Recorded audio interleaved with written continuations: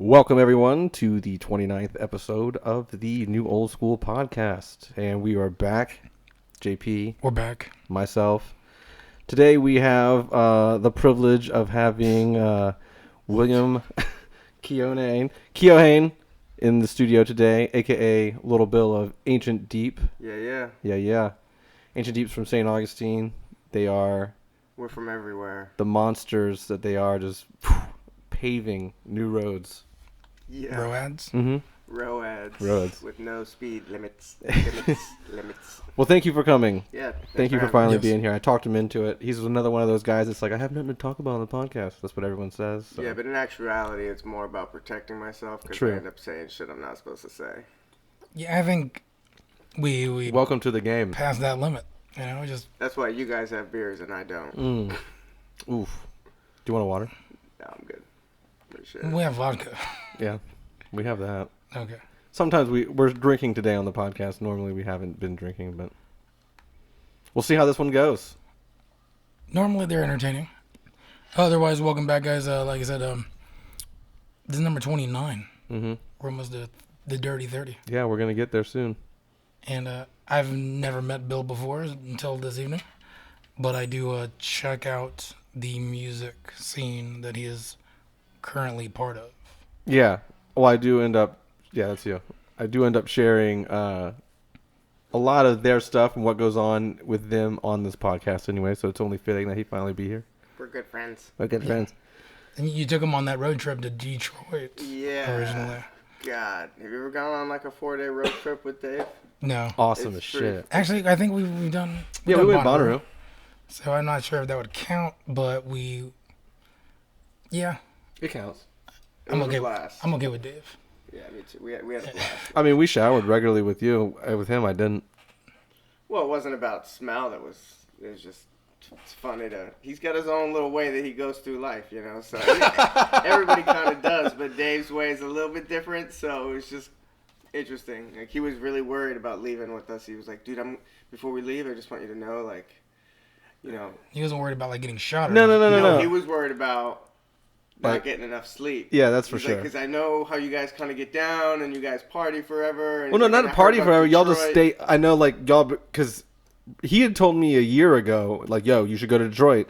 And then I was like, yeah, I'll never go to that thing. Because at the time I was like, that's so far off from what I'm really trying to be about, or, you know, not be about, but you're not about that life. Yeah, so I'd never really thought about going. And so he's like, yo, you gotta go. So for a year he'd been saying that, and then eventually we align ourselves to actually have he has a reason to go up there. He's playing up there, and like everyone already probably knows, but for those who don't know, Ancient Deep played Soul Clap's House of E-Funk after party, an official after party for Movement this past year in May. So that's what we were going up there for. But he had been raging about like how late they fucking stay up till like 7 a.m. and the sun's coming up and it's amazing. All this, that, and the other, and I was like, bro, y'all snore probably. I can't do that. I can't. He was worried about his sleep. Straight up, that was it. He was worried about it. He's like, dude, I need to sleep.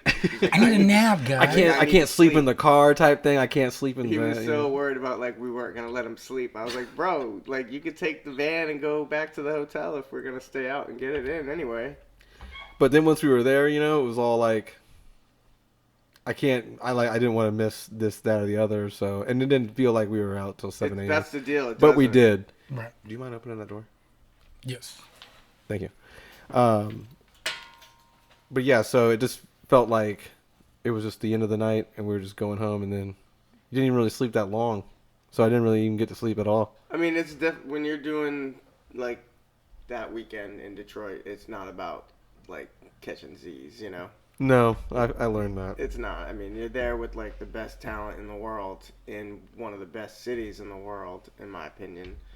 And just, why would you waste it sleeping? Right. You know? No, like yeah. For me, like I'm like, if I could stay up, then I'm going to stay up and I'm going to catch Well, I felt like Theo Parrish playing at 5 in the morning. Do you know what I'm saying? Yeah. Like, I'm going to go and catch everything I can. I felt like because you and Dorian were staying up that I just had to stay up anyway. And I felt like I could match what you guys were doing anyway. So yeah, I mean, it wasn't like out of control. No. It was just like staying up that late. This one, I'll be honest, I was a little more timid. I was more tired, and it's because we drove from Florida. You know what I'm saying? So I was more tired. Like, come 5 in the morning, I was like, let's go get some sleep. Well, just because you've been standing up, too, for that long. You're not really, like, chilling or anything. You're up and doing stuff. Moving, for the most part.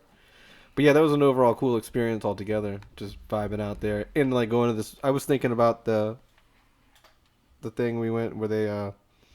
Stomp the house? No. The little symposium thing we went to with Derek. Yeah. And all, with all those guys. That was cool. And I was just thinking, I was like, wow, if it were anywhere else outside of Detroit, they'd probably have, like, a lot more people there, too. But because Detroit's got so much shit going on and, I don't know. Techno's not really super huge here, I guess. Oh, you're saying if they did that outside of Detroit? Yeah, like if they did it in Europe somewhere, I'm sure they'd have, like, a bigger little... I think... It wasn't a horrible thing. It was a nice little event there. Yeah, it was like a museum. Amazing venue. That's one of the things that I liked about it was that like up there they're doing this deal where they're turning these like galleries are not just galleries. They're like truly like the new venue, and so it's like a bunch of galleries that have built-in bars and cafes inside of them and DJ booths and sound systems, and you can just tell it's like totally about hosting events. And they're just hip. They're hip to the game in Detroit, man. It's the freshest city I've been to in a long time. It's pretty cool. I didn't think it was anything like we talked about previously before I went up there and how it was when we got there and how it was just totally different. You're sold an idea of what it is, and it's not that at all. That's that motherfucking media, dude. Yeah. Yeah, I haven't been up there before, but I get the feeling that they're in the process of reinventing themselves. But it's like Chicago, you hear all like the bad things about Chicago, but you don't hear a lot of good things about Chicago. Yeah. So my thing with Detroit is that like, I look at Detroit like, everybody asks me like, oh really, what's your favorite part? What's your favorite thing about Detroit? Like hands down, it's the people. That's the first thing, and the reason why is because, like I conceptualize like Detroit's impact on the United States, and like one of them is like, they invented an industry. Right, and then they met the demand for that industry. Now we're talking about the audio, or the auto, or yeah, I am. I'm talking about auto, and so it's like not only did they like create something incredible, but they also met the demand for something incredible and helped it spread and helped it develop and become one of the biggest industries in the world. So you're talking about a culture of people that have work ethic like down in their DNA, So like Detroit didn't hit hard times because people gave up or because people don't work or because people don't want great things to happen. Detroit's been robbed by its elected officials. I mean, over and over again too, and so that's where a lot of its hard times. It's been robbed by unions, in my opinion. I think the whole automobile industry got robbed by unions. So, I mean, for me personally, like the people of Detroit are the most inspiring part because they're the friendliest people you're going to meet, and they're also the most driven, and they're also the most like down to earth, like down to get dirty with you and let's like just do it together. And you can feel that when you walk down the streets, and it just pulsates on the streets. You walk by somebody at 2:30 in the morning that in any other city I actually would have been kind of like a little sketched out to walk by, Right. like, and so you're nervous. What do they always say when they walk by people? What up though? Yeah, what up though? Right, and it's what it is. It just resonates through there. It's like you are we in Detroit. So that's what they say. Whenever you see somebody, what up though? What up though? And I thought he was joking. I thought he was seriously joking, and then I went up there, and then like I would hear random people that weren't associated with anyone that we were with. What up though? I'm like, oh, I guess he's not lying. Yeah. Well, clearly I love Detroit, so Yeah. I'm always on a mission to let people know the truth about what's really happening. And we didn't even actually go to the actual festival that was there. We just did like straight after party stuff, and then like grimy. I went for what I went for. I went for Theo Parrish, Stomp the House, DJ Kemet. Well, in your Soul show, Clap, in your and show, then Our Yeah. show, yeah. but like we didn't attend the actual festival. I don't want to give that vibe off, but we did go down there and check it out. Yeah. I've only attended the festival once, and that was when a chick named D Jones, she's kind of like a Orchestrator. mini celebrity of Oh. in Detroit. She's been throwing parties for a long time. I'm not going to give her age away, but she's been throwing parties for a minute, and so she knows everybody. Everybody knows her. So the festival actually gives her passes, like on the cuff. So she hooked us up the first year and was like, here's some artist passes.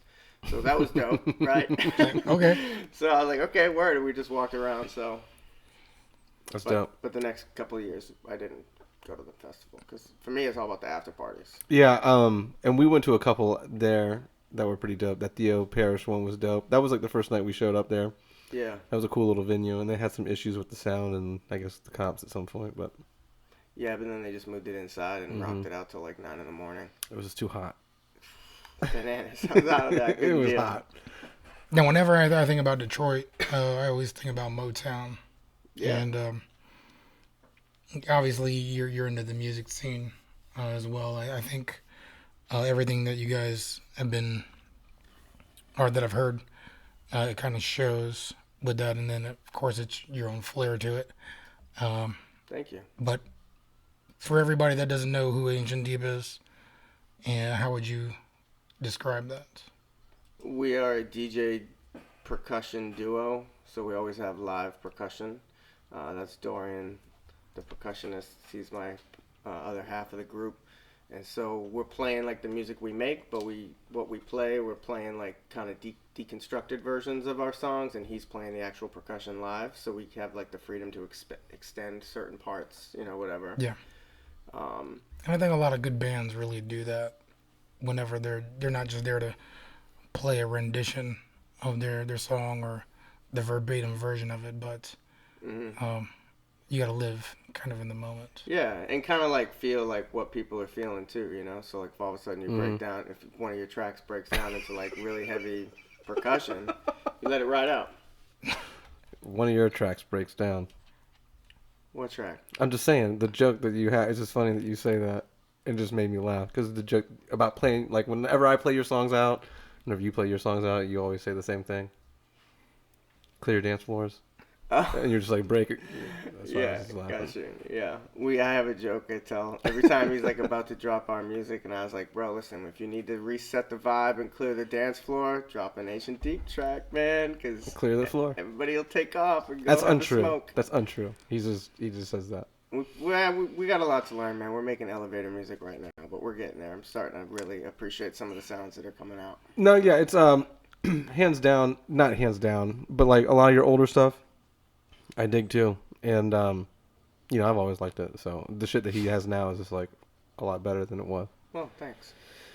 Kudos. Now, how long have you been doing this, Bill? You know what? I've been making music for a very short period of time,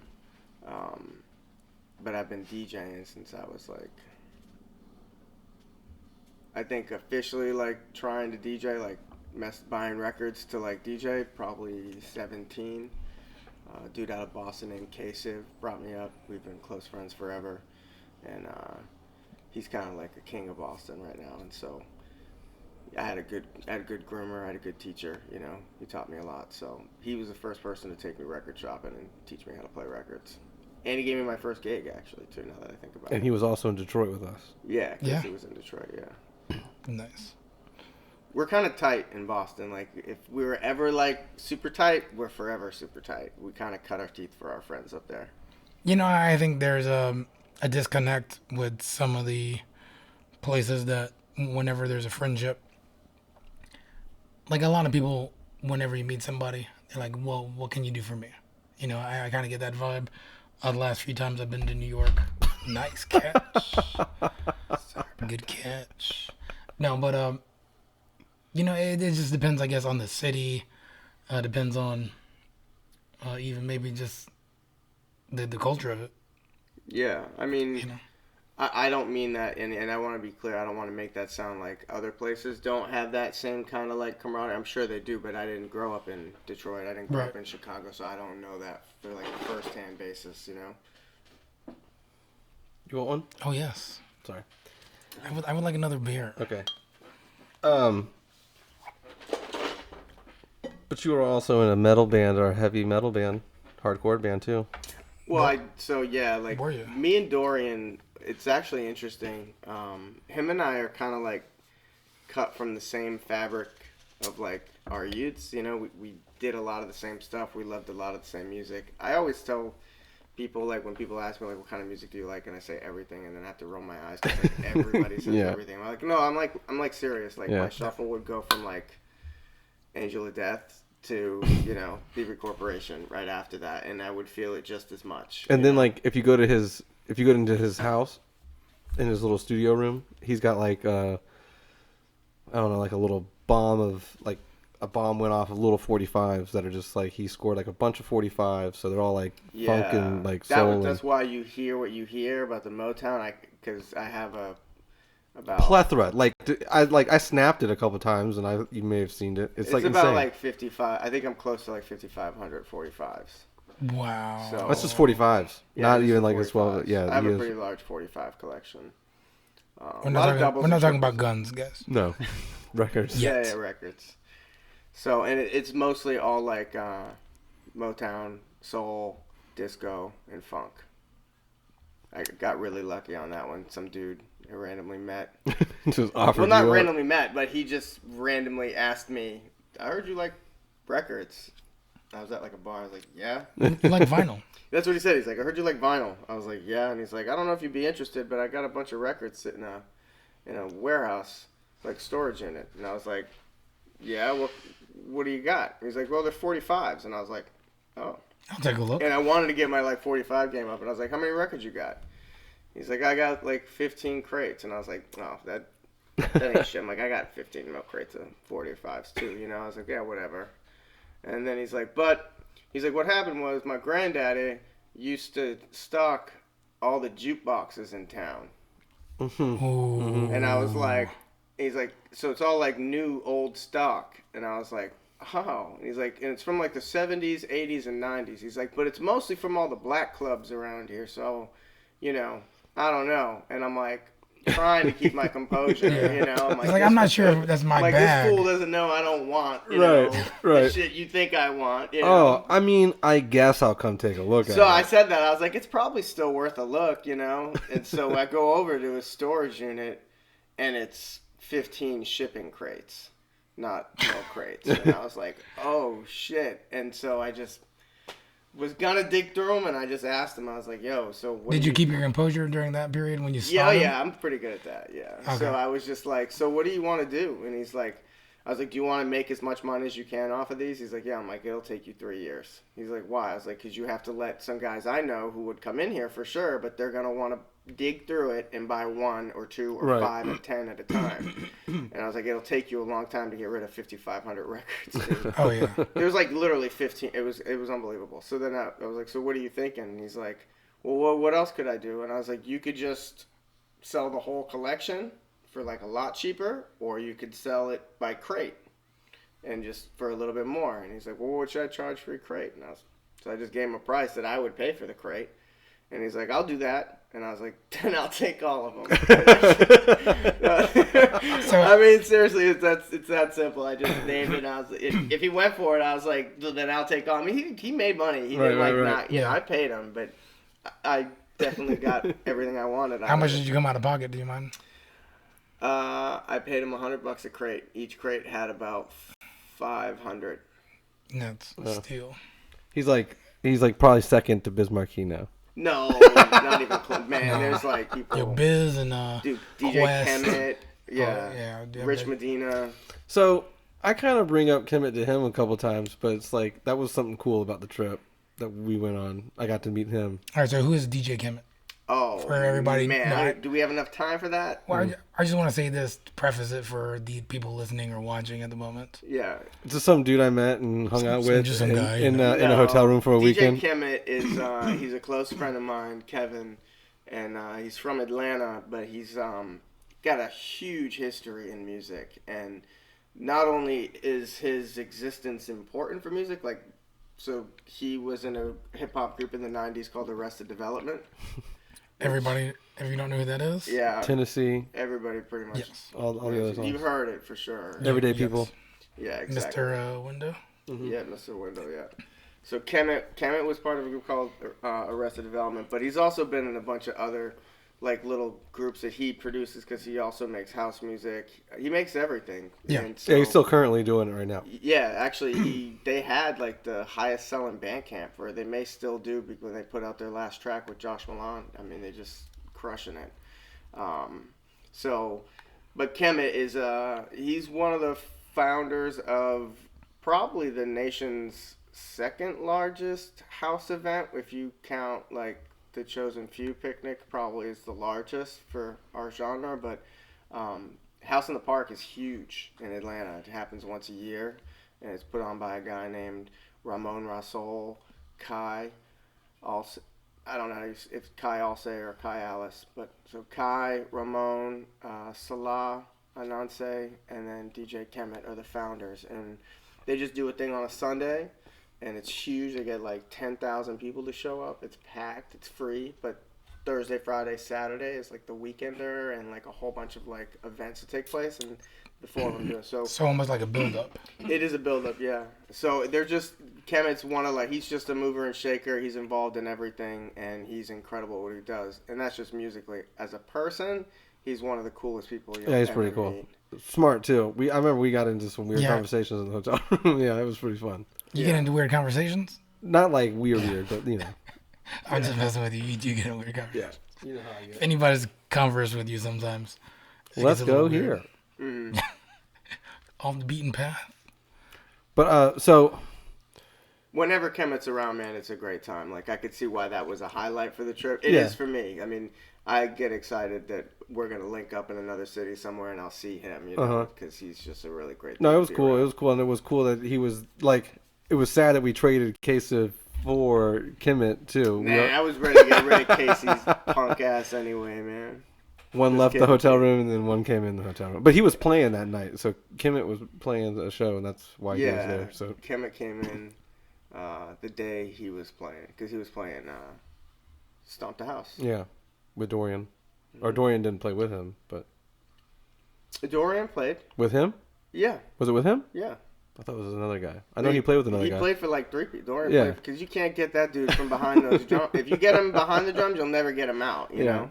He hated it for a little bit. Yeah, right? we call it showtime. Yeah, Dorian hit showtime, and it's so fun. That was a pretty cool little party. That's like I was on the rooftop of this place downtown Detroit, and you know, you just had the skyline and then sunset, and it was pretty dope. Yeah, it was pretty dope. I love that party. Mm-hmm. And that was a party that Dee was a part of, right?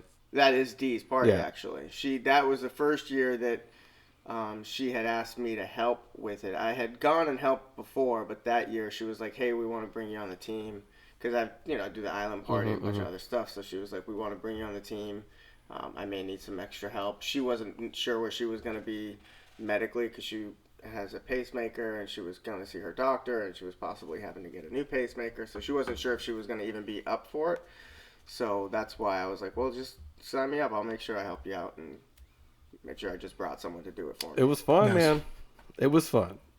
Well, we're talking about the island.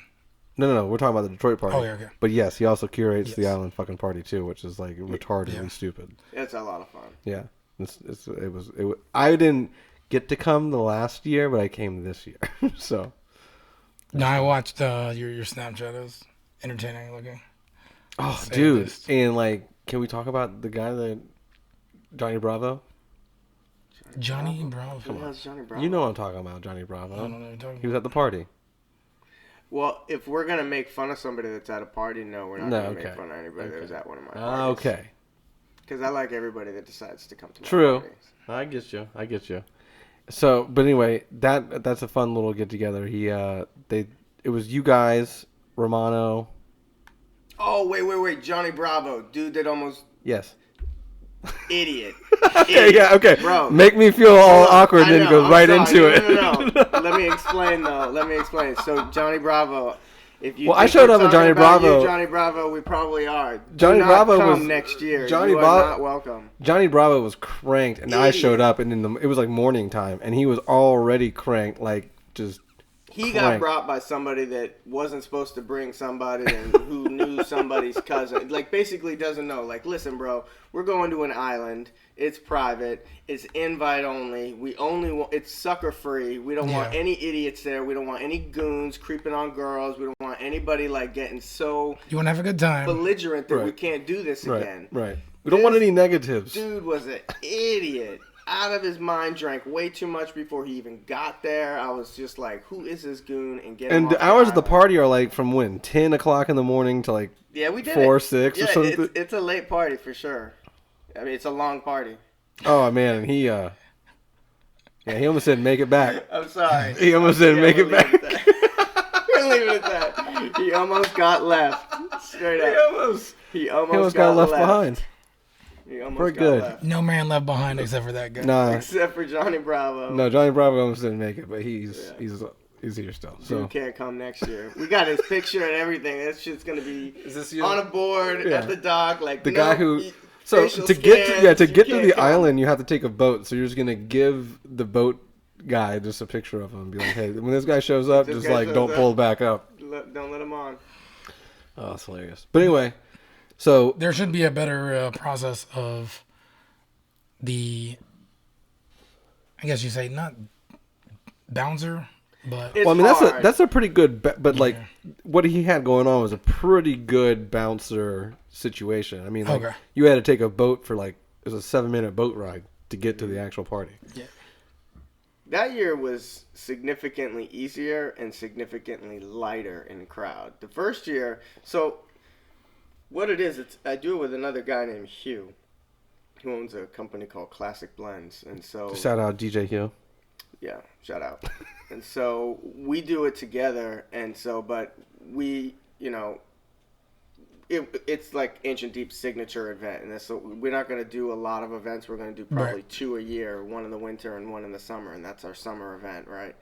And so go ahead. what is the winter? Do you have one planned already? We're working on it. Okay. We're working on it. Well, we just want to keep everybody in tune. Yeah. That may be on I the guest appreciate you list. bringing it up, though. Like, I Nice like where your segue. head's at. Nice segue. I might be interested in this process. Oh wait, you fucking feel bad that you missed out on the island party that I was trying to tell you about? Dude, I work retail. I know. I get you. I'm a fucking I hear- corporate slave. I hear you, man. I So, but the first year we decided to like launch it and do our own thing for it was it like went ridiculously viral. I mean, it was like 1,000 people were attending, and like we can't even get 1,000 people there, And then we were looking at like who was attending, and it was like goon, like just whatever, just people we didn't want to Unpleasantables. come, Right. And so we were like, we gotta kill the party, and so what we did is we made a fake location and changed the location secretly to another location and had like a decoy area, Got it. and then went through the list of 1,000 people, and based on our own like if you shared the event, or if you press confirm you were going, versus like maybes, babies never get invites, right? Like if you can't commit to going to an event, like Right. just lie to me for crying out loud and make the numbers look better. Yeah.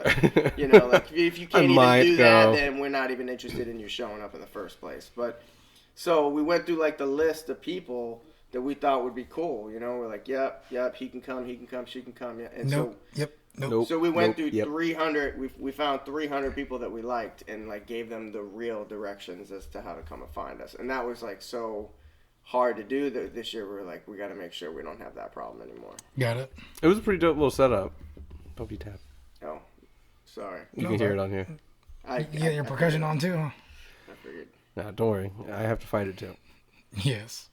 We all have But our- we should at least at some point in this podcast bring up your upcoming release on your label that we both work on, right? what is the name of this label? I'll let Bill do that. It's called Immers Music, Immers, and then music. I know there's an E missing, but that's just the way we roll. Immerse without the last E. Mm-hmm. So it's Immers Music, and we have a couple of guys that we're working with. We're kind of starting with like a small little. Actually, David at least stopped in at some point. David sucks, so I'm glad he's not in, because I don't really want to talk to him right now. So no, Dave Backus is JB Dizzy, and he makes great music, man, and we've been friends for a long time. We've played together for a while, so I sat back and I started looking at all these guys that I think are great, and I love soul clap, and I love kind of music, and so many great DJs and producers out there came from having a crew or a small little clique that they used to make music together, and they would put each other on. So that was what I decided to do. I was like, I'm gonna create a platform basically to serve as a place for myself and as Ancient Deep and my friend Casey out of Boston. I wanted to get him on because I love his music. And K-Civ. yeah, K-Civ. And then JB. We wanted to just kind of like do our own thing. We have another friend named Jason Short who is an amazing talent, and having his name to be associated with us is like an honor for us. Honestly, he's fantastic. Is he going by Soul Glissant? Hey, and that's his name. Is Yeah. Slippery floor. That's actually what it means in French. Soul Glissant. I was cracking up when he's like, Why Soul did I Glissant. know that? I was like, I yo, what does that should- mean? I was like, doesn't that mean like slippery? He's like slippery floor, and I was like, It just okay. rolls off the tongue though. That's what.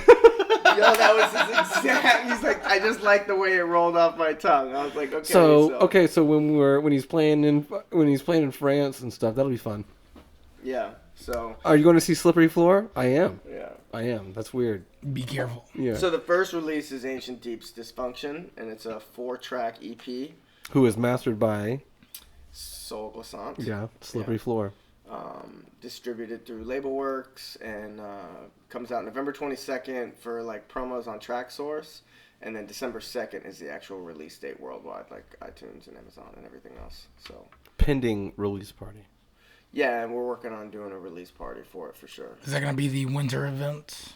It most likely will be Dope. this year. May not be the signature one, but it will probably be the one I do this year.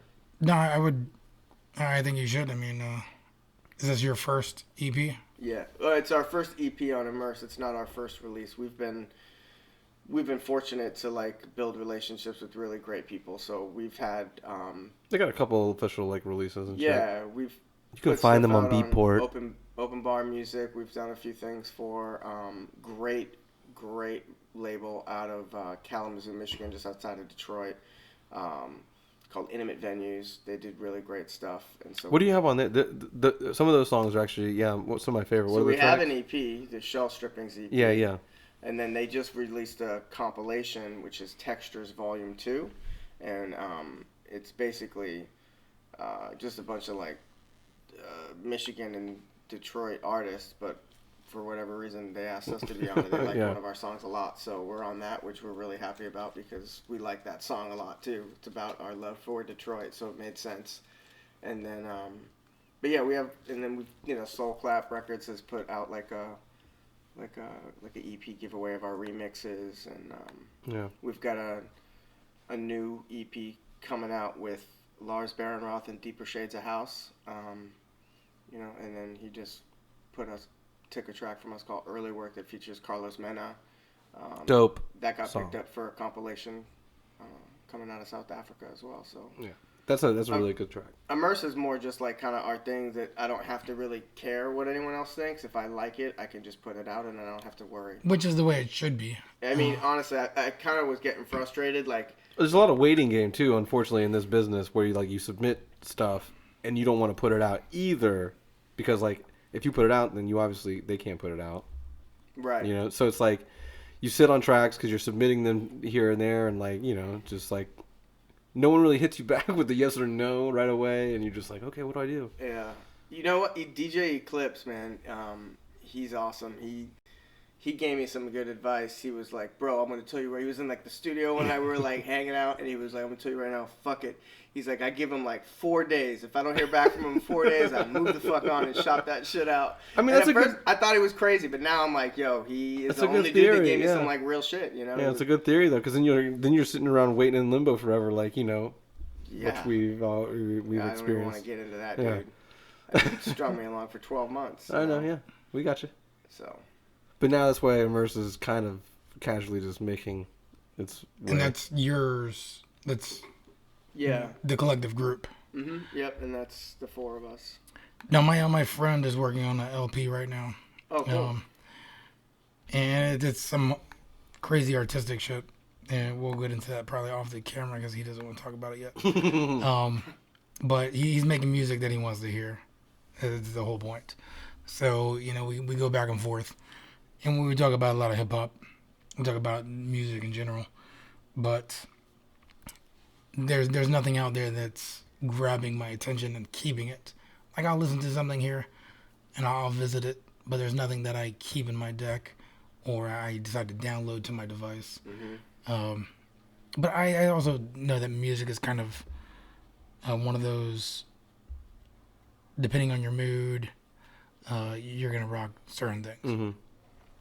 So, you being in music, what are you listening to at the moment? I would like to get that. The perspective. Yeah.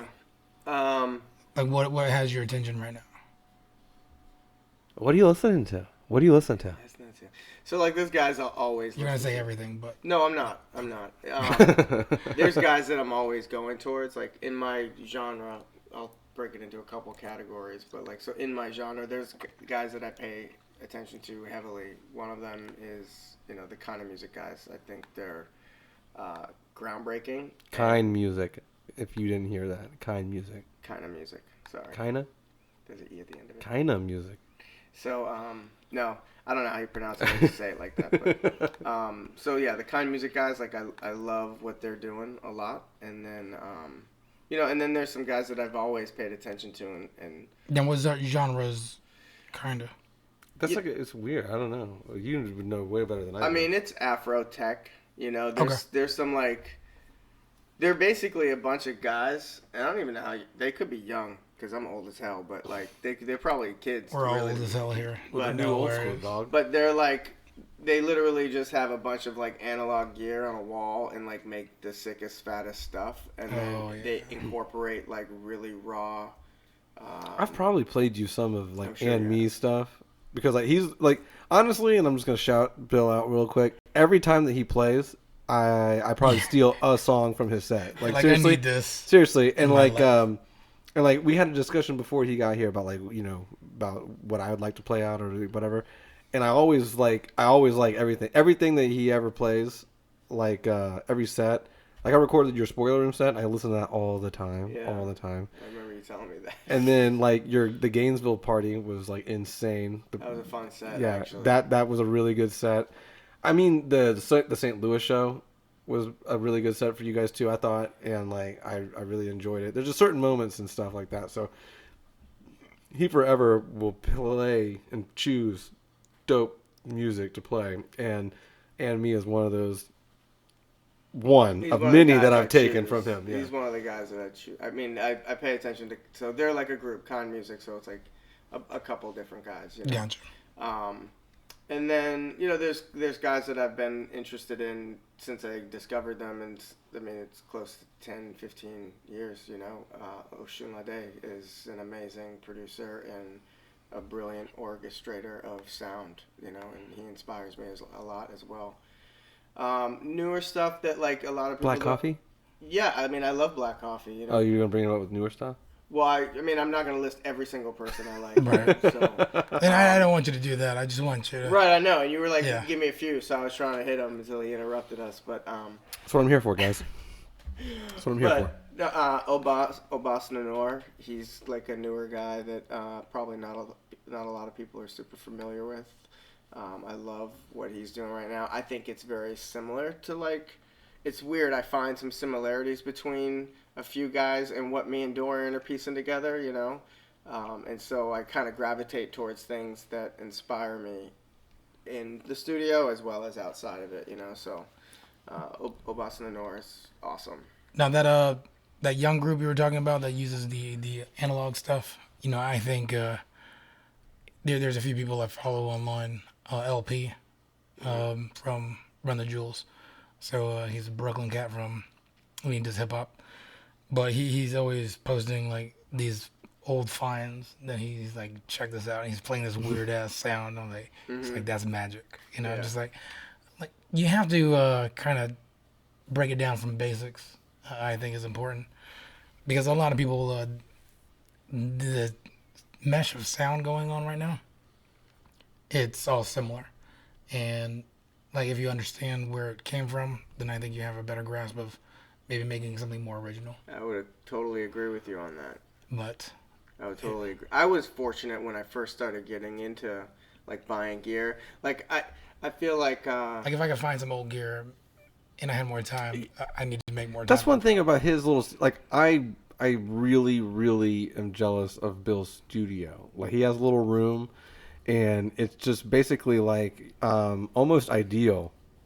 Almost ideal. Well, I was Other than the fortunate. clothes. The Jason Other Short than the dude, clothes. Jason Short, who's a very close friend, you know, he is the one who helped me. Like, he asked me, he's like, "What do you want to make?" You know, and he was like, "I'll teach you what you need to buy," which was a huge blessing because you could spend so much money on shit you'll never need. Right. You know, like I bought Machine, and I'm like, pff, now I'm like, pff, whatever about Machine, because like And that's something that's I learned pretty how to dumb, make, you know. I learned how to make my sounds, you know, like, and you know, I ended up buying an analog kick maker, and I ended up buying a couple of analog synthesizers that allowed me to make hi hats and static and snares and claps, and you know, so it's like I was fortunate to have him be able to like, hey, Yeah, this is a you list. need this, you need Start this. checking that out. You're bugging me out, bro. What is it? Yeah. No, it's just a mosquito. I thought I had a cockroach on me or something. When, like, you know, you're talking to someone. Like, and what's they're- up? What's up? What's and up? they're like What's leaning up? back, looking behind Yeah. you. You like think something's happened. I'm about to There's get a JP mosquito JP flying kind of around. brushed over on Bill if you're just listening. Yeah, so. All right.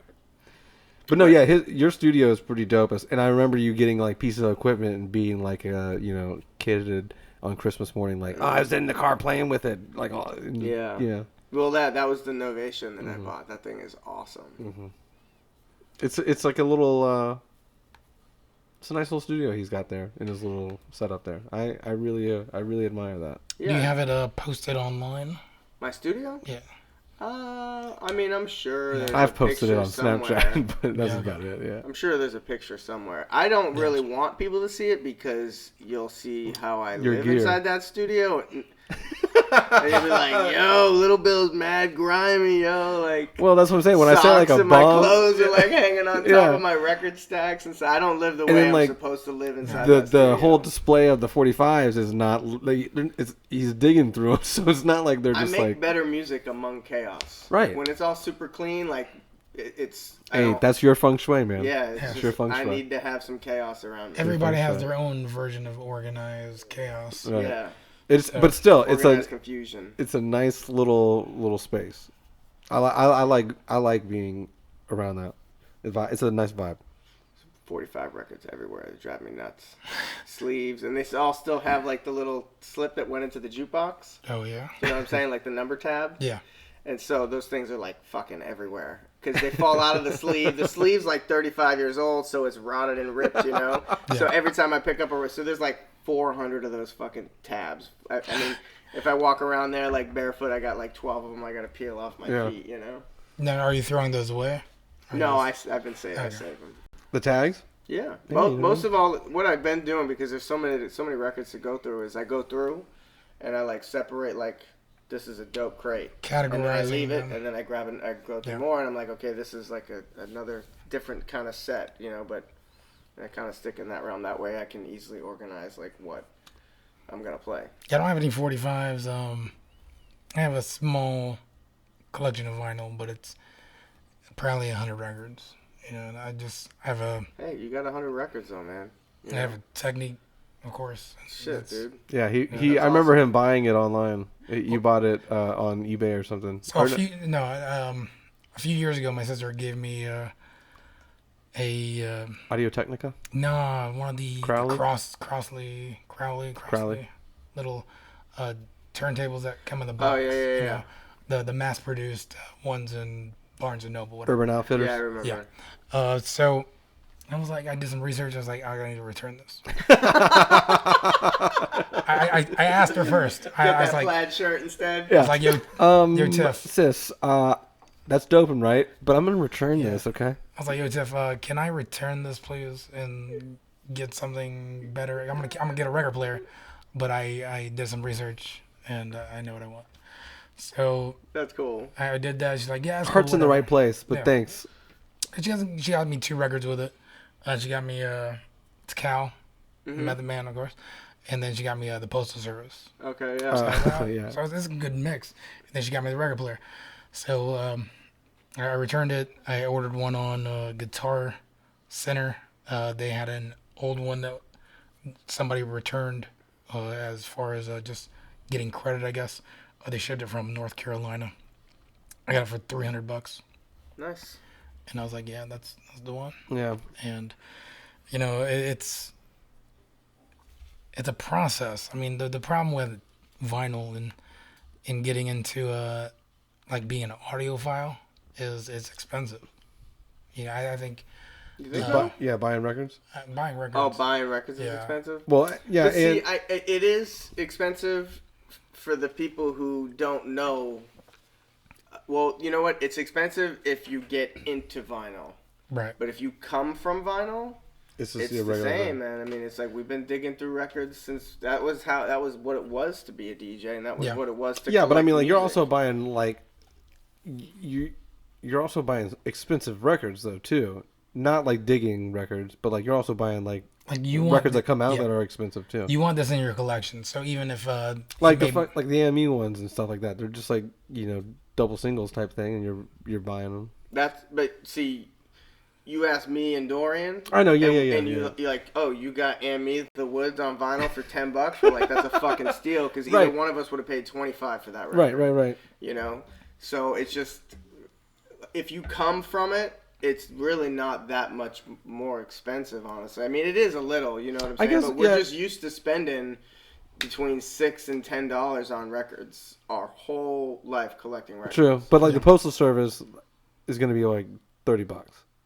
Now it would be, but Right, not right, when right. it first came out. No. Yeah. True. Yeah, Yeah. but like, I guess that's what you're saying too. Is it's expensive in that aspect. well, yeah, I think everybody has essentials that they want to put in their collection. Yeah. And that's my problem is I'm trying to find like I want this. Like I think my favorite group of records right now I bought it.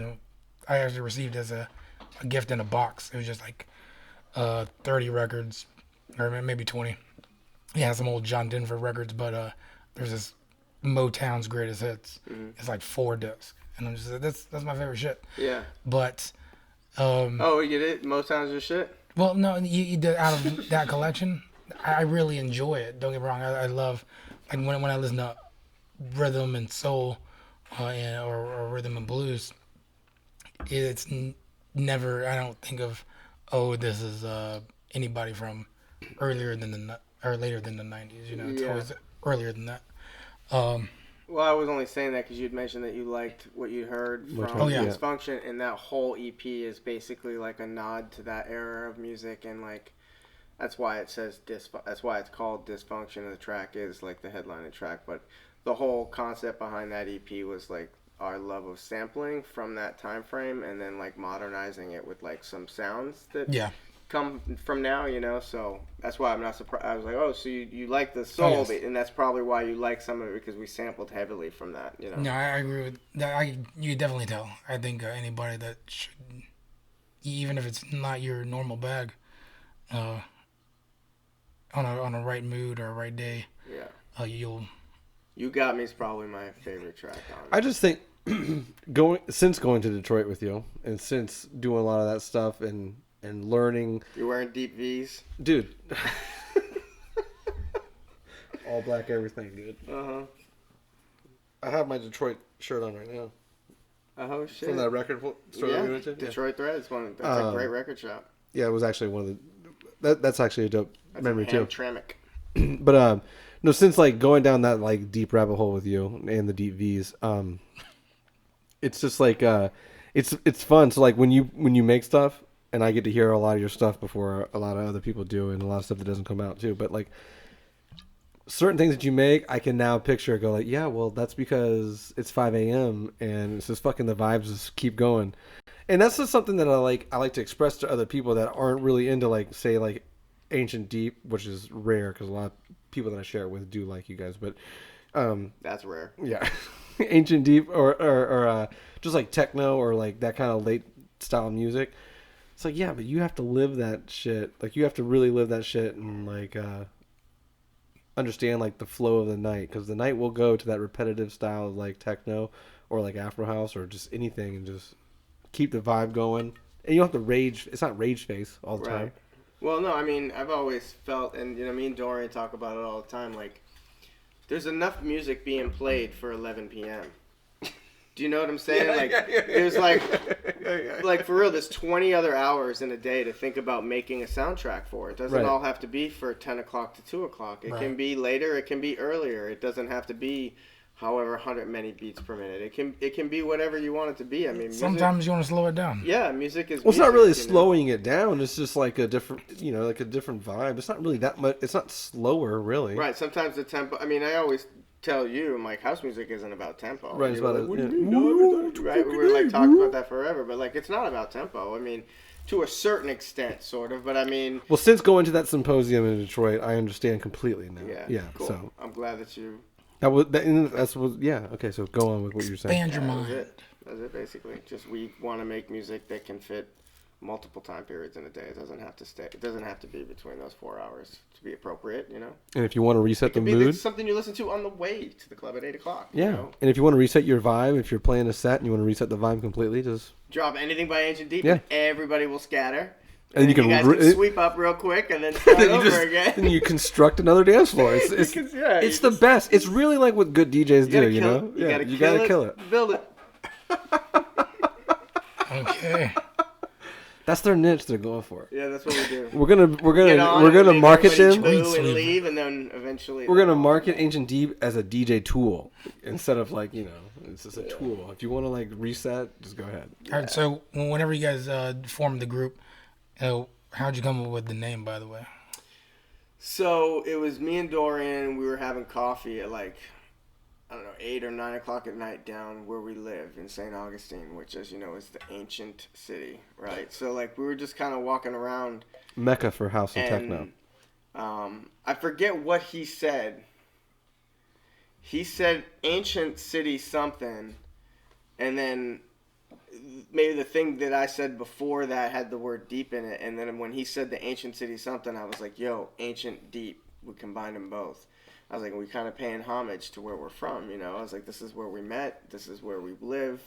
I said, even though this town's not into this at all, but it doesn't matter. We are, So ancient being the city of St. Augustine. The ancient city, yeah. Yes. Yeah. So that's kind of where it came from. But more than that, though, I mean, we expanded on that a little and talked more in depth. I mean, we wanted to pay homage a little bit to where we're from, but more than that, we always said that if you took like a Moog synthesizer and like whatever, like a Jomax kickmaker, right? If you took like a bunch of like modern gear and put it in a time capsule with a flux capacitor and you sent it to like 1,000 years ago and dropped it off in the desert, like what would tribes make with this sounds? Because they've been making music since the beginning of time. Right. Since they've been making fire. It's the universal, especially the Afro and tribal style, like the Afro sound and tribal. So that was, we were like, so that's one of our like little lines is like modern primitive rhythms, because we want to connect to like that heartbeat of like the pulse. Yeah, the heartbeat of our ancestors and of the universe that like is still like reflecting and magnifying, through space. So we kind of want to connect to that. So we put a lot of percussion and stuff and a lot of things into that feeling, but we add modern elements to it to keep the spirit alive and keep the like, I guess the connection there. No, I understand that. I was always curious. I think it just sounds like you guys are from St. Augustine and play deep house music. Yeah. He's just making. He's pointing out the obvious because he knows you.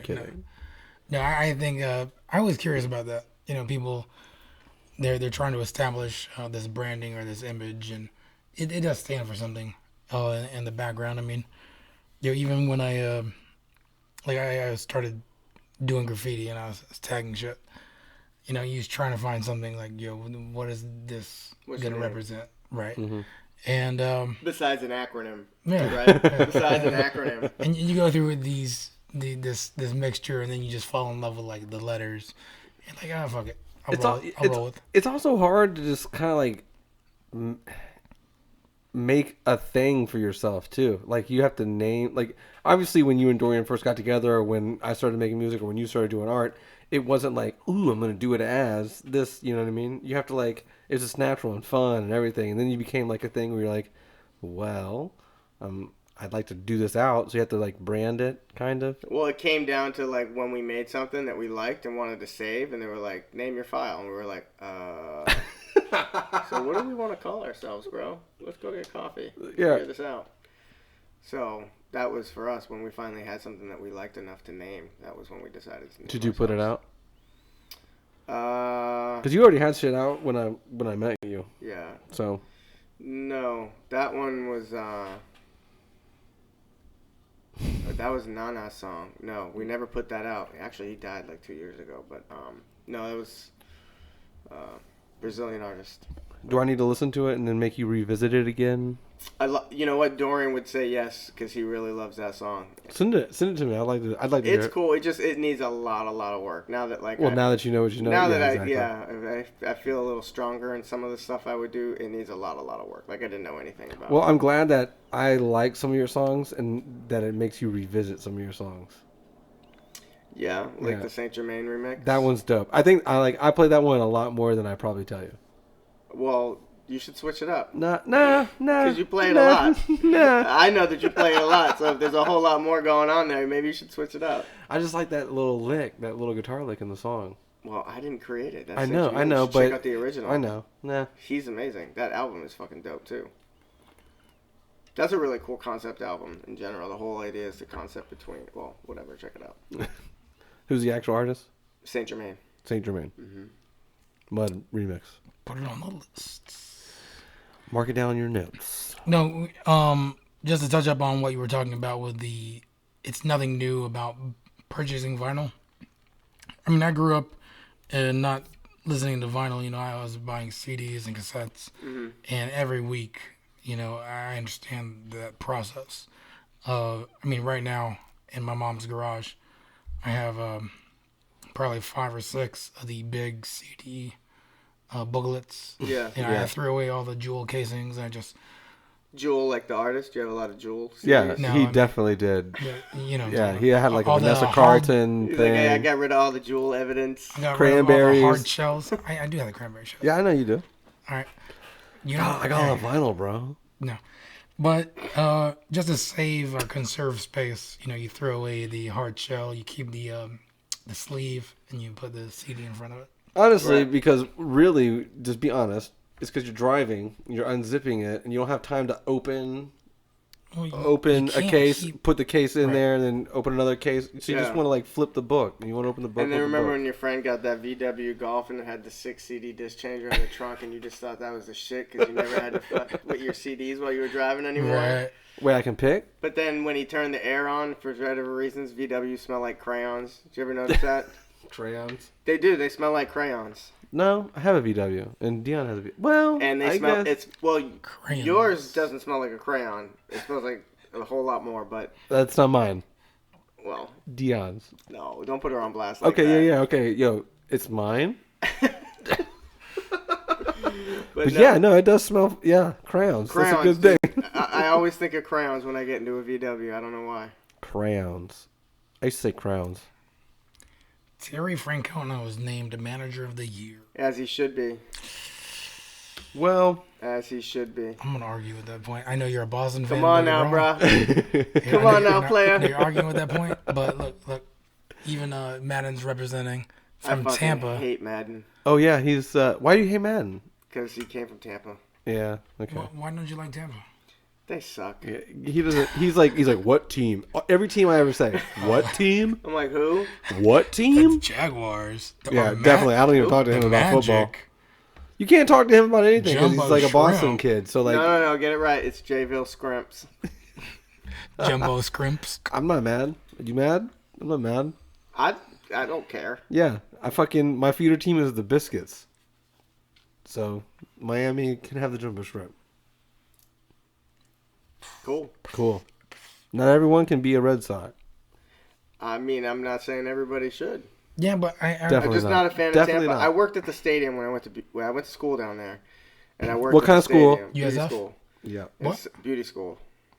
And so when I was down there for a year, I worked at the stadium for like doing the box office or whatever. Well, obviously you met like all the degenerates that you could ever meet. and you had to deal with like the public on a regular basis, you're gonna hate you're it. dealing with St. Pete, my friend. Yeah. So Actually, I love St. Petersburg. I think St. Petersburg is hot. I think it's a cool ass place, man. it is. I'm not saying St. Petersburg isn't. I got some cool friends down there too. I love St. Petersburg a lot. I like Tampa a lot. I'd move back. But I'm just not a fan of the Rays organization, you know. Cool. Well, I'm Cool saying, story, No, bro. he asked me. I'm That's why. saying, yeah. I know you're like got the hat over there and shit. I like the Rays. But I'm talking about Madden as like the guy that got the best record in the season this year, and then they won the World Series. Hey, you got the MVP, right? You got Tampa's MVP, so just take it and just shut the hell up. We got Zoe, so I will take it. I mean, you got rings. Yeah, You got a ring, right? Yes. You got a ring, We got 3 right? rings. yeah. Give You him got give him one. manager of the year. Yes. So, you know. No, I'm not You gonna good. argue, man. I'm situated for a while. That was a rough game for me. Hey, man, I was pulling, Yeah. you know. I was torn for that because it was like basically watching the 2004 Red Sox play each other. I mean, that's what it was. Yeah, for me. you had a Leicester.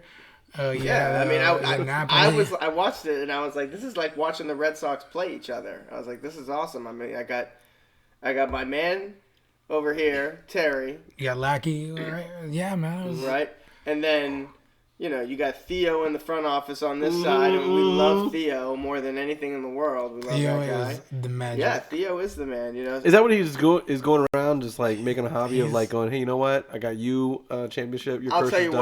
what, Your curse is done. he pretty A much curse done could for you. do A that curse now. done for you. He's I the mean, curse breaker. You pretty much could. I mean, that dude has the ability to, in my opinion. I mean, That's why it's almost not you even just- real. You broke the curse for the Red Sox And then the the Cubs. fucking Cubs within like a lifetime. Like you can walk around and be like, "Hey, so I have the winning secret. Obviously, this is what I want." Moneyball is And, fake. who would Let me argue tell with you that? how let me tell you how it works. Who would argue? I mean, is there an organization that you could think of that would argue whatever he wanted? No. If your main goal is to get a championship, that guy's gonna bring it to you. 100%. How do you feel? Do you think the Cubs lose a bit of like? But I was rooting for the Cubs, though. Just so you know, I was rooting. I for the appreciate Cubs. that. At Even least though somebody. I mean, even I though wasn't love- not rooting I love for the Terry, Cubs, Dick. I mean, I wanted to ask people online. I want to be like, so is there anybody not rooting for the Cubs right now? Because like, who doesn't want that poor team? That city deserves it, man. I was like, this team deserves to win. Well, Cleveland already won the basketball thing with LeBron, so they had that. So they didn't need that win. But I have a different take on the whole Cleveland. do you think it LeBron loses thing. some of its like allure though? What? Like the Cubs, because the thing about the Cubs that drew me to them originally when I got into baseball was that they've never won. They were the obviously. lovable losers. Yeah, they were like the bad news bears. So like, and they were though, but they also had like great things happen to them over time. Like they had Sosa with the home run stuff and everything like that. But I think like I didn't want them to win the World Series to lose that 100-year allure, you know. Well, I'm not from Chicago, so I didn't really care about it that much. I'm just saying as a fan of baseball in general, and just No, I mean, I thought Chicago. I wanted the Cubs to win. I mean, Chicago's had a baseball championship though. Yeah, but you're talking about the White Sox, though. See, but they're not cool. They've won a couple, so they. It's not the same, bro. I know. That's what I'm saying. It's not the same. And that's what I'm saying. I mean, It isn't. I'm not from there, you know, but it's not the same, you know. But then what happens? Like the when Cubs people think Chicago wins the World Series, I would say 80% of the people would be like, "Let it be the Cubs." But then what happens? But then what happens when like they become Boston too and win a couple, and you know they're always in the mix, and then all of a sudden they're just that team now that I hate.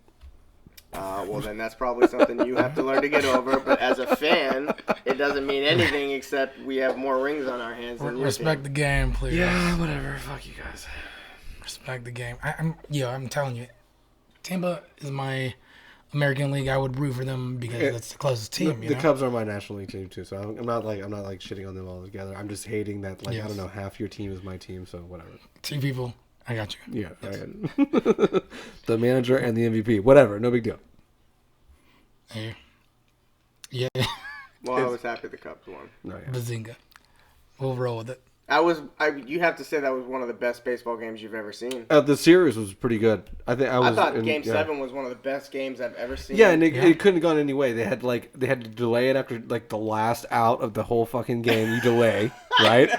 And you delay the last out. I was like, yo, what are they gonna fucking do right now? Yeah, I was like, are you really gonna call this? Because then they showed the radar and it was like, Yeah. and I was like, yo, what are they? Are they gonna wait till 7 a.m. to fucking play? They will never. When it comes to a championship like that, they're not gonna delay a game. They're not gonna redo it, or they're not gonna rehost it. Yeah. Oh no, the rain came. As soon as it's ready to go, it's back on. Game on. Mm-hmm. That's so the game off. Game But on. I've been like when you're like I was watching it play out and I'm thinking like of course they have to delay it. Like the Cubs are gonna win, or the Cubs are like they're about to they may either win. lose. You know, they may win. Yeah. They may do whatever. And like This of is their course, curse. Of course. I was like, as soon as the rain delay, I was like, this is the way we end Yeah. our season. This is how he reaches over a little bit, grabs the ball. It was great. Oh, sorry. I loved it. Good times. Yes, I saw you there that evening. Yeah. I was a fucking emotional wreck. Yeah, you were. He cried a little bit. I'm a man of joy. I get it, Man man. of pride. I just went through it. I went through it last decade. I get it. Yeah. So and that's understandable because you're from that. The Bambino, Curse of the Old Bambino. I haven't been to the Green Monster yet, so it's on the list. Every place is on the list, but That'd be a cool one. I'm bummed I didn't go to New York's not original stadium, but like you mean like Shea no or the Yankees? Yankee Stadium, I forget what it's called. before they tore it down. Built. Yeah, I've been to the new one. It's actually nice. Of course it's nice.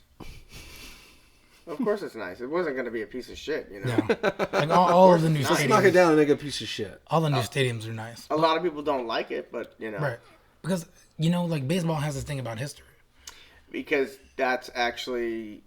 Baseball, in my opinion, has a real opportunity right now to become America's favorite sport again if they capitalize on a few things. But all they've had is their history over the last 30 years because it really declined in like appreciation. You know, the American public for the most part found it to be not a TV game, right? And as we sat more and more in front of the TV and less inside of ballparks, you know, football, which is more of a studio game than it is an actual like live experience.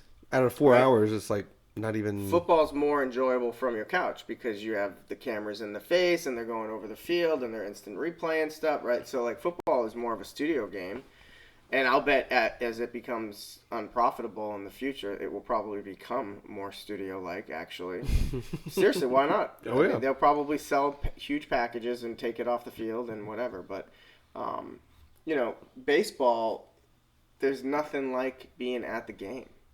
You know, even when you watch it, you have to be into baseball and be into the tension of a full count, Right. in the bottom of the eighth, right? You know, like you Yeah, have to I be know into exactly the what you're talking game to about. like feel that tension. That you're like, oh my god, it's this pitch, but my chick who's next to me is going like clueless. another ball.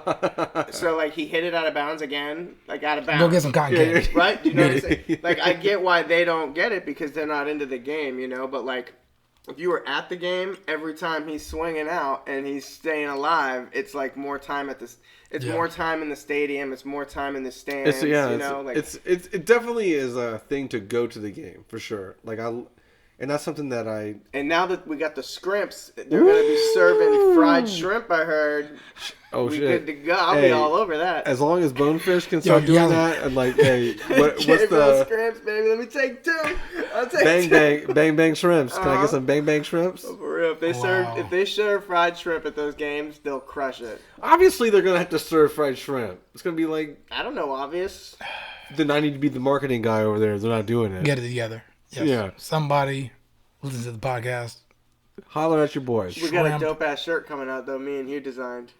But scrimps? Yeah, it says Jayville Scrimps, and it's got one of those big ass jumbo shrimp sitting in a bath of cocktail sauce with a bunch of little shrimp bitches around it. Shrimp bitches. Is that the scientific term for? Scientifical, it Yeah. is. Scrimp bitches.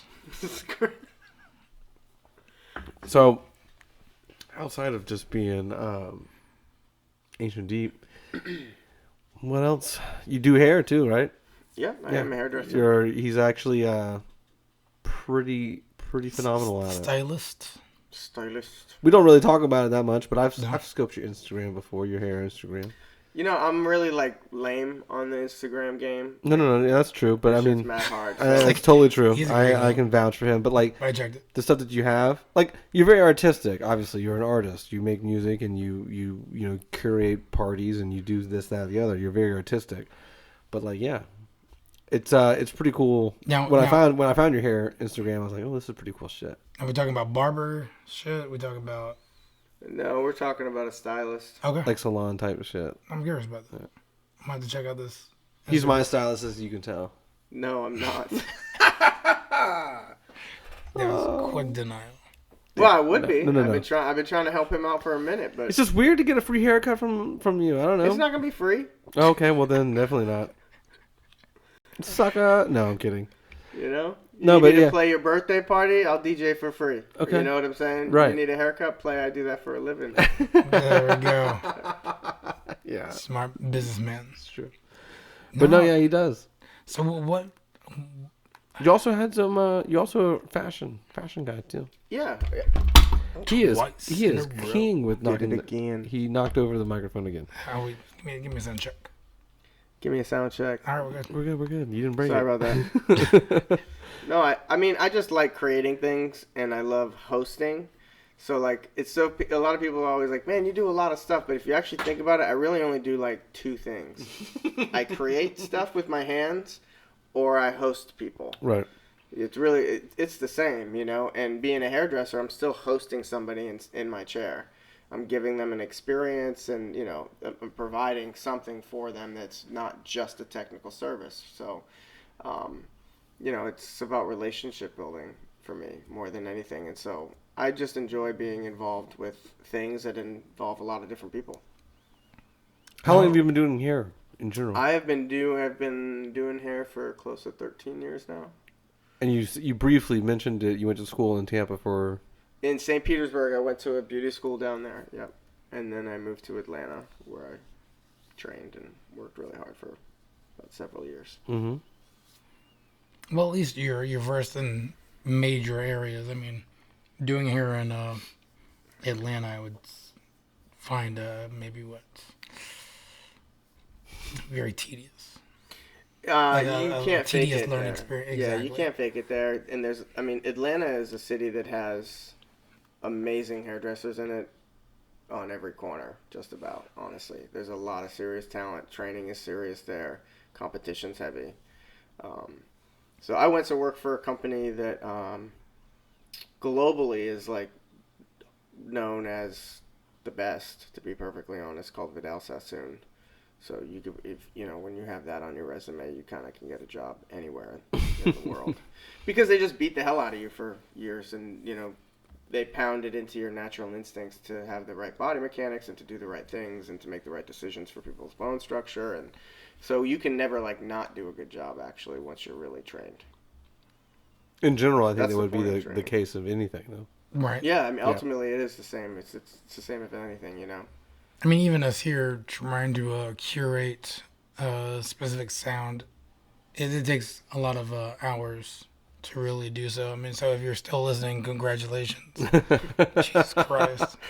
I want to be listening, but I think it's interesting enough. I honestly think you're one of the most interesting people that I do have. I think so too. I've been telling everybody that. Right. since I got here. It's because he's from Boston, obviously. it's like, yo, check me I'm out. like, yo, have you peeped me out yet? No, I mean, just every time that we have a conversation, I definitely can take something away from our conversation. Well, we do have a lot of. Likewise, David. Yeah. I find you to be extremely interesting as well, man. I would cast you in the mentor kind of category a little bit, especially just because we do have a lot of similar things. We met over the similar, Yeah. like the spoiler room thing and all that stuff. So Mm-hmm. I do take a lot away from everything that we discuss every time that we hang out and all that. So Yeah, I mean, I feel the same way, man. We learn from each other. We're all teachers. You know what I'm saying? We all learn from each other. he's one of the realest dudes that I know, like realest dudes. Yeah, to the point where it's not good sometimes. Yeah, no, No, but it's like they can't handle it. They can't. like if you get Yeah. into him, it's the same. It's the same with me. Like, Can't what? if I don't You're understand gonna what's going have to on. finish that I sentence. don't You understand can't what's leave it going at on. that, No, because no, that's a if- weird sentence. it's the same thing. Like if you can get into a person, like if you can get into if you feel like you connect with like me and you connect, or like me and you connect, you can become like you share so much more. There's an understanding. Yeah. Okay, I understand. Yeah. That's where we're going with it. It's not that. It's like We'll keep it at we that. connect on different levels, and like we all have the keep it at same the likes and stuff. understandings. And Yes. it's all that. Oh, okay. But yeah, I'd just like to do a lot of different stuff, man. No, I think everybody should. I mean, you get wrapped up in this world of, and I'm guilty of it as well. You get comfortable, or you're doing what you're supposed to do, and you're not really whatever your passion is. My goal is to have the biggest funeral in the world. Whatever you're doing, keep it moving. Have The most biggest people there. funeral. Yeah, for real. Yeah. That's my goal. I want to have It's gonna be a party. like a huge party. I want to have touched that many people, you know. I mean, like- I want to have built that many relationships with that many people. That like Have a and big. you only do that by being involved with your community and being involved with things outside of your box and learning from other people, and you know that's what life's about. So It is, and you've opened me up to do that more often too. In general, just because, yeah, whatever. yeah, I mean we have a lot in common. Yeah, we have a lot of conversations. Like when Like something that whole happens. "don't tag me on Facebook if I'm not actually involved with your event" type of shit. Not that. I mean, yeah. Not that's not what I was bringing that up for, but yeah, that's one of the things. You almost tagged Dorian before this, right? I did, You did almost tag Dorian. but Dorian's not here. Although I would But love he to is have part Dorian of- here. I know we wanted to, but he's at Thievery Corporation. And he's got his life story is very unique too, in a sense too. It's an interesting story. So that's to be. We're gonna have the other. Yeah, we'd have to half have on, him on here for sure. You got And it. then we'll get the combo. Showtime. For sure, yeah. Disco He's D is hilarious. dope. Yo, Disco Just- D is hilarious. Yeah. That's what. He was just over at my house. He cooked us. I was about to say he tacos at our like house. if you want to do food type stuff. I had him on a commercial. He's on the commercial with me. Oh yeah, Patrick. Him in his pink shirt. Yeah. Looking like Patrick from Yeah. SpongeBob. Yeah. It was good Well, shit. so it's Little Bill and Dorian the percussionist, okay. and they make up Ancient Deep, Mm-hmm. and that So- is December 2nd. No, well, December 2nd. November 22nd, it comes out on Track Source. The real source for house music. And Good then- plug. That's the tagline. Yeah. it really? Sponsored by. Yeah, for sure. Oh, I didn't even know that. Well, yeah, duh. I look that stuff. You know me. I know all that stuff. Come again? What was that? Track Source. Tracksource.com. The real source for house music, I think, or something like that. Wow. Because I think Bandcamp's doing pretty damn good. I try to get into it because you try to get me into it, and I just find it hard to find music on. You're not following the right people, and then you're not paying attention. I guess I'm just not doing it from my phone, to be honest with you. It's probably easier from your phone, right? Actually, I think it's Oh. easier for my computer. Spelled Trax. Yes. Okay. Yeah.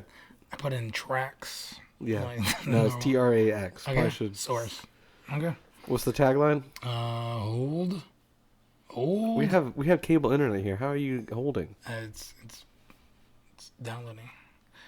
Yeah. Yeah. Do you want that screenshot? Is that what you want? We'll rock a selfie after this. Hashtag Real House Music. Oh, okay. Real house music. That's what it says. Oh, okay. But they have the hashtag. Got it. Is there anything else you want to plug No, man. Before we kill it? No. before we cue the music? Oh, wait. Actually, let me think about that before I say. Mm-hmm. No. We have your Immers Records, your release coming out. Cases is going to come out shortly after that. Misty Swamp comes out after that. Misty Swamp. Mm-hmm. Really dope EP. And then be on the lookout for the release party. Yeah, we're going to do the release party. And that's going to be in the ancient city, or is it? No, I think we're going to do that in downtown Jacksonville. There's a particular venue I've always wanted to throw like a small little private event at, and not even in the whole venue. There's one venue right on the water, has like this like upstairs deck that I feel is like perfect. Like I think like I know. I think I know. Skyline. It'll have the skyline. yeah, Yes, I know. there's a perfect place. It's small. It's not like huge. You probably fit Right. 200-300 people on it, and like that would be comfortable, you know. Mm-hmm. So I think we're gonna try to talk to her today. So Well, we'll hopefully be able to do that. yeah, we'll see. But anyway, I greatly appreciate you being on the podcast. Dude, thanks for Yes. having me, man. Hey, Anytime you want to pleasure come to on, meet you. anytime you want to come on, bro. Appreciate it. Pleasure to Anytime. meet you Hey, too, man. brother. Anytime. And definitely Dorian, Disco D, whenever you want Yeah. to come on. This at Ancient Deep, that is the Instagram. That's his Yeah. Instagram. Yeah, All right. It's our Instagram. So we're gonna have to Straight. plug that in the beginning since it's a little Right. late. And Ancient Deep. Cause we're on Twitter at ASAP Whiskey. And Lurk City. And TNOS Podcast. yeah. Cue that shit.